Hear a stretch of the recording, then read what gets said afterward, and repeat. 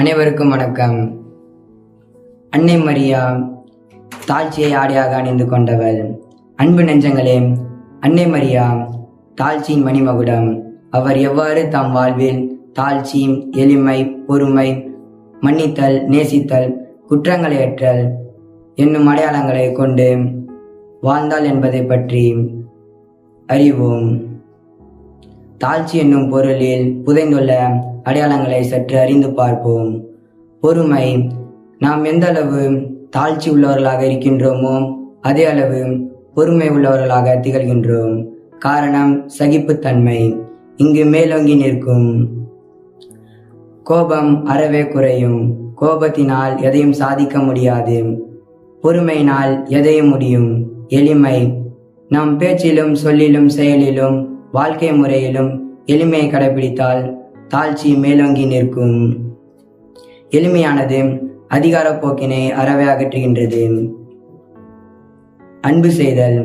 தாம் சொல்வது செய்வதுதான் சரி என்று எண்ணுபவர்கள் புத்திசாலியாக இருக்க முடியாது.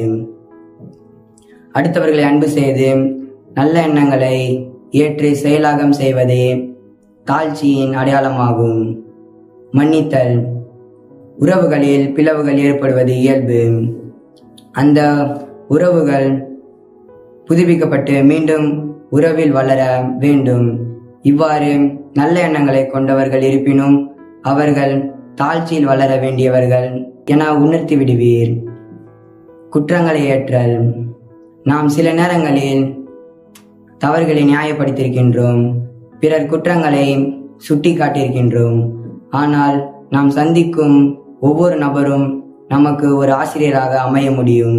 நாம் சந்திக்கும் ஒவ்வொரு நிகழ்வும் நமக்கு ஒரு பாடமாகும். எனவே குற்றங்களை ஏற்றுக்கொள்ளும் போது தாழ்ச்சி மேல் தாங்கி நிற்கும். வளர்ச்சியை நோக்கிய பயணத்தில் தாழ்ச்சி தேவையாகும். துன்பங்களை ஏற்றுக்கொள்ளுதல். நம் வாழ்வில் துன்பம் ஒரு அம்சமாகும். தோல்வி, இழப்பு ஏதோ ஒரு வழியில் பலன் தரலாம், தராமலும் போகலாம். மாற்ற முடியாத துன்பங்களை ஏற்றுக்கொள்வதே சரி. கடந்த காலம், எதிர்காலங்களை சிந்திக்காமல் நிகழ்காலத்தை பற்றி சிறப்பாக செயல்படுவதே தாழ்ச்சியின் அடையாளமாகும். மேற்கொண்ட கருத்துக்களை வாழ்வாக்கி கொள்ளும் போது அன்னை மரியாவின் தாழ்ச்சியை ஆடையாக அணிந்து கொள்வோம். தாழ்ச்சி தரணியை ஆளட்டும், ஒவ்வொரு இதயத்தையும் ஆட்கொள்ளட்டும்.